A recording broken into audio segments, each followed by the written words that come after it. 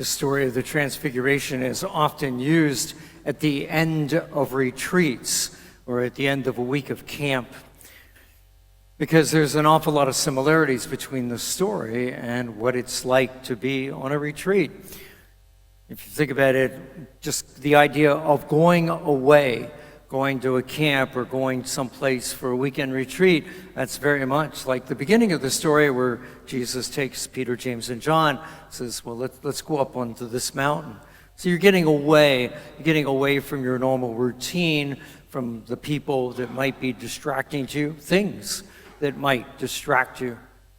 And then, it doesn't happen to everybody, of course, but for a lot of people, you're on an extended retreat, a week of camp, something like that, you do encounter God in some amazing, meaningful way for you.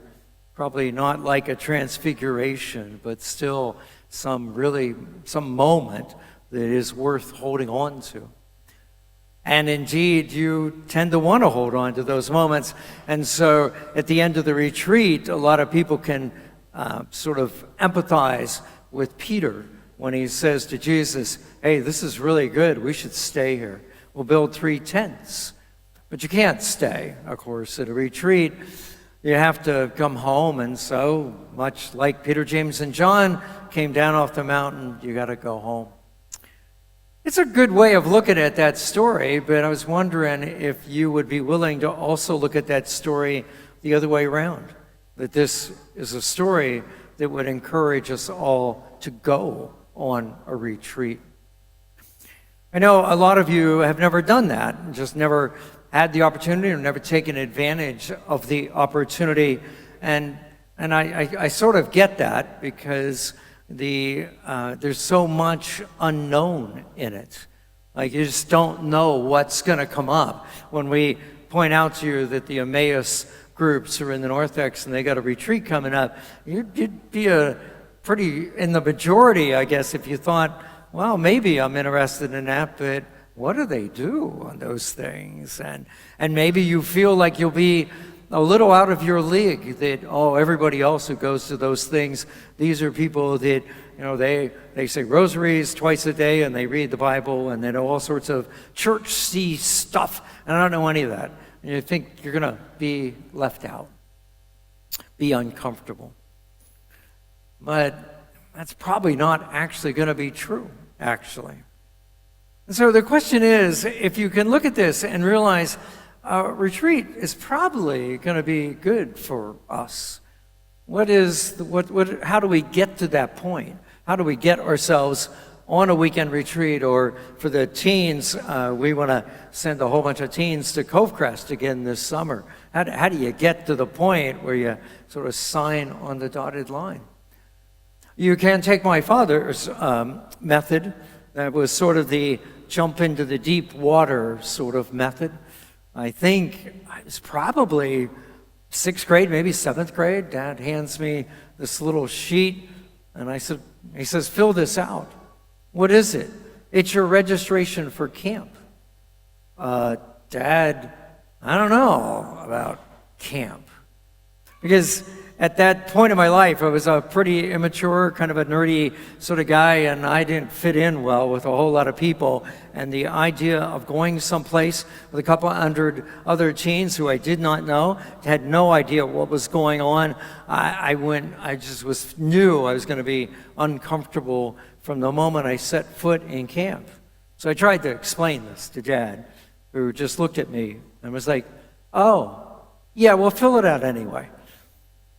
And I did. And if I was going to trace the long version of my vocation story, I would tell you it started at that camp. It was a Methodist youth camp. It's run by the state of Florida, by the Methodist state. They call it a conference. And it's up over in Leesburg. And one of those years that I was there, I had one of these moments where it was one night, chapel. Always ended the day with chapel. They offered a chance to come down and pray in front of the altar, and so I did. And everybody knows that God loves you, but there's a difference between knowing that and feeling it and experiencing it. And I did. And that camp provided a lot of those experiences for me, not only those summer camps when I was growing up, but then later as a young adult, I would go and help at retreats. And then even on those weekends, even when I was working, if you will, they were wonderful moments for me and drew me just a little closer to God. And so that's one way to overcome your fear, if that's the right word for it, is just jump in, just go on one, trusting that the vast majority of people who ever go on a retreat, they like it. They come back and they say, it was good. I'm glad I went. I don't know a single teenager who has ever gone to the Cove Crest Youth Camp who got home and told their parents that was a disaster. No one ever says that. Certainly, some people get more out of it than others. That makes sense, but without a doubt, it is worth their going. But the teens, like adults, they're not too sure about signing up because they're just not too sure if it's going to be okay. The theme for Lent here in the parish is broken and healed. Part of that theme is sort of understanding that you and I are broken, not really a happy thought. And indeed, there are lots of people that we meet in the course of a week who will tell you they're not broken. Certainly, you and I sometimes pretend we're not broken. We may know it, but we won't admit it. Somebody says, "Oh, how you doing?" "Oh, I'm doing fine, thanks for asking." But we're not. And when you are in your day-to-day activities, maybe it works, maybe God can work in your life, but to really be healed sometimes, you need to go away. You need to go to a retreat, a weekend, whatever it might be, get away, and there give God a chance to touch you, to tell you, to show you in some tangible way through a deep moment of prayer, perhaps at adoration. That's what happens to so many of the kids at Cove Crest. It's the night of adoration that they kind of realize that, oh my word, God has shown up at camp, and they sense God for the first time. But whatever it might be, those are the opportunities for God to touch us, heal us, help us feel that God really has forgiven some of the junk in our life. Help us to realize that, the only way for me to move on is I need to forgive other people. All that is possible, and lots of it happens on retreats. So maybe jumping in the deep end's a little hard for you. If that's the case, I just encourage you to look for other opportunities to get sort of started, warm up to it. So you get an opportunity to go, say, on a day of reflection, a morning or most of the day or something like that. Go do that, because it'll get you comfortable with the sort of style, if you will. And anybody can put up with a couple hours, and that would be like a first step. And then when you get a chance to sign up for a weekend, or for that matter, there are lots of retreat centers not far from here.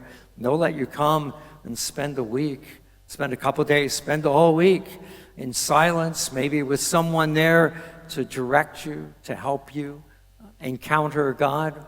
Those are opportunities to be seized. Because it's hard to imagine, but what would have happened if Jesus had said to Peter, James, and John, "Hey, let's go up to the mountain." And they had said, "No, thanks. I don't think I want to do that."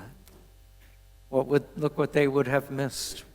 Look what it would have done for them if they had missed this opportunity. And so I leave that to you as encouragement. It gets easier as you go. I mean, now I'd sign up for most retreats. It would be fine. I know what to expect. And so I appreciate the unknown factor of this, but if you will trust me on this, very, very likely worth your time to go and let God encounter you and you encounter God.